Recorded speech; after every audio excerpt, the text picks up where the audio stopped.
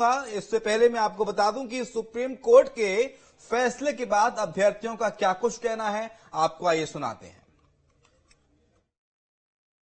Decision है तो 6 जुलाई से काउंसलिंग स्टार्ट हो जाएगी। फिर तो अब 8 जुलाई को हियरिंग है तो एकदम से डिसीजन आता नहीं है और डेट पे डेट मिलेगी तब तक तो काउंसलिंग हो जाएगी। तो फिर तो या तो प्रोविजनल काउंसलिंग करवाएं कि अगर चेंज होता है रिजल्ट तो काउंसलिंग कैंसिल हो जाए, तो फिर तो भी वो ठीक रहेगा। क्लियरली लग रहा है कि कुछ ना कुछ तो हुआ है। ये 1500 से ज्यादा अमाउंट है जिसमें ग्रेस मार्क्स दिए गए हैं, लेकिन अभी तो ये बात की थोड़ा है कि कुछ तो किया अभी तक जो एनटीए ने किया है। अभी हम और एक्सपेक्ट कर रहे हैं कि और भी आगे करेंगे। मेरे 650 मार्क्स है। पिछले साल इसी रैंक पे यही रैंक 6 से 7 हजार रैंक बन रही थी। इस साल मेरी रैंक 29,000 है।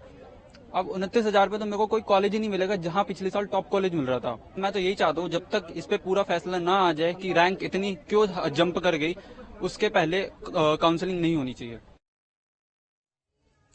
तो देखिए, छात्र लगातार सवाल उठा रहे हैं और ऐसे में तमाम सारे सवालों को उठाते हुए एनटीए को कटघरे में खड़ा कर रहे हैं। विवेक, माफ कीजिएगा, अतुल हमारे साथ हैं, हमारे साथ अंकुश हैं। लेकिन अतुल, देखिए, विवेक तनखा ने कहा है, सुप्रीम कोर्ट के वकील भी है, मध्य प्रदेश से राज्यसभा सांसद है, कांग्रेस के दिग्गज नेता हैं। विवेक तनखा कह रहे हैं साहब कि 720 में से 720 अंक पाने वाले सभी छात्र फरीदाबाद क्षेत्र से हैं। ऐसे कैसे मुमकिन है कि 720 में से 720 पाने वाले 67 छात्र एक ही शहर से, फरीदाबाद से?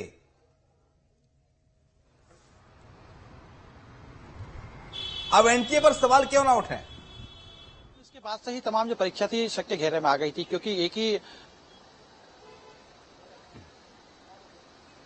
देखिए बिल्कुल शिवम, इसी के बाद से पूरी जो परीक्षा है सवालों के घेरे में आ गई थी, क्योंकि एक ही संस्था, एक ही जगह, एक केंद्र से अगर 67 बच्चे जो है पूरे अंक लेके आ रहे हैं तो कहीं ना कहीं एक बड़ा सवाल इसके ऊपर उठ रहा था और संदेह का मामला बन रहा था। हालांकि यही नहीं, सोशल मीडिया पे भी कुछ एनएटी के जो छात्र है उन्होंने कुछ मार्कशीट वायरल करी थी, इसमें स्पष्ट तौर पर दिखाई दे रहा था कि एक छात्र जो किसी जमाने में 12th फेल था, लेकिन जब उसने नीट की परीक्षा दी तो पूरे के पूरे नंबर उसको मिल गए, यानी कि मेरिट लिस्ट में आया। तो ये ऐसे ही कुछ सवाल उठने लगे थे जो सीधे तौर पर परीक्षा के ऊपर संदेह बना रहे थे। बहरहाल देखिए, कांग्रेस के तमाम दूसरे लोग हैं वो कहीं ना कहीं इस बात को अभी भी इंगित यही कर रहे हैं कि बच्चों के साथ न्याय नहीं हुआ है। बच्चों पूरी परीक्षा जो है उसको निरस्त करना चाहिए, एक बार फिर से पूरी परीक्षा होना चाहिए, ताकि जो वो बच्चे जिन्होंने एक बेहतर भविष्य के साथ नीट की तैयारी कर रहे थे उनके साथ इंसाफ मिल सके, उनको कहीं ना कहीं सीधे तौर पर सरकार की तरफ से या न्यायालय की तरफ से राहत मिल सके। बहरहाल लेकिन देखिए, कहीं ना कहीं जिस तरीके से ये कहा जा रहा है कि भले ही ग्रेस के जो बच्चे हैं उनको राहत देने की कोशिश की गई, लेकिन अभी भी एक बड़ा तबका है जो कहीं ना कहीं स्पष्ट तौर पर यही मांग कर रहा है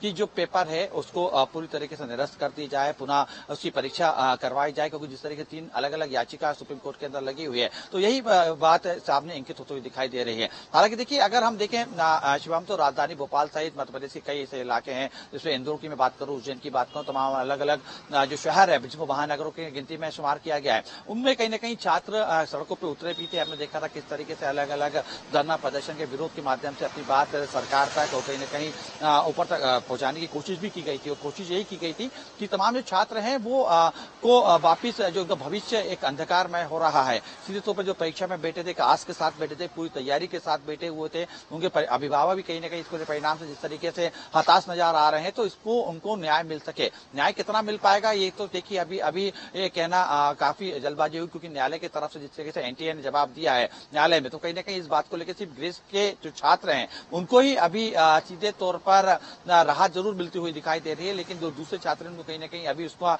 उनके साथ क्या होगा, किस तरीके से होगा, ये थोड़ा अभी टेक्निकली जो है समझने में थोड़ा सा मुश्किल होता हुआ दिखाई दे रहा है। तो बहरहाल लेकिन कहीं ना कहीं ये कह सकते हैं कि सुप्रीम कोर्ट ने हस्तक्षेप के बाद पूरा मामला सामने निकल के जिस तरीके से जो एक जो पूरी समझाइश दी है, सीधे तौर पर एनटीए जिस तरीके जवाब दिया है, वो कहीं ना कहीं इस समय एक बड़ा जो है ग्रेस के जो छात्र हैं उनके लिए राहत मिलता हुआ दिखाई दे रहा है। देखिए, अभी भी अगर हम देखें तो हमारे इस निर्णय के बाद अभी से थोड़े पहले जब हमारे नीट के छात्रों से जब बात हुई थी तो वो अभी भी वो उसी बांग पे अड़े हुए हैं। अभी वो उनका यही कहना है कि तमाम जो परीक्षाएं क्योंकि संदेह के घेरे में आ चुकी है, तमाम जिस तरीके से मेरिट लिस्ट में जो बच्चे आए हैं और जिस तरीके से एक ही केंद्र में वो बच्चे मेरिट लिस्ट में दिखाई दे रहे हैं, तो कहीं ना कहीं पूरी तरीके से परीक्षा में गड़बड़ी होने की बात कर रहे हैं, गड़बड़ी होने का संदेह दे रहे हैं। तो उनका यही अभी भी मांग है कि पूरी परीक्षा को निरस्त कर दी जाए और एक बार फिर से परीक्षा को जो है पुनः करवाया जाए। जी ठीक है, अंकुश के पास भी आऊंगा। अंकुश, देखिए, एक सवाल क्यों ना उठे, नीट एक एग्जाम जो बच्चों का सपना होता है,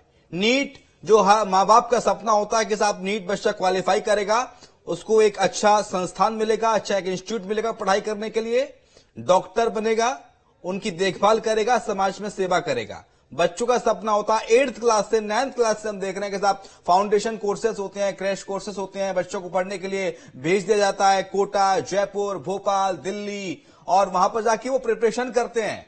लेकिन जब धांधली होती है तो सवाल क्यों ना उठे? जब एक साथ 67 स्टूडेंट्स टॉपर हो जाएंगे तो सवाल क्यों नहीं पूछे जाएंगे? जब 720 में से 719, 718 मार्क्स आएंगे तो सवाल क्यों नहीं पूछे जाएंगे?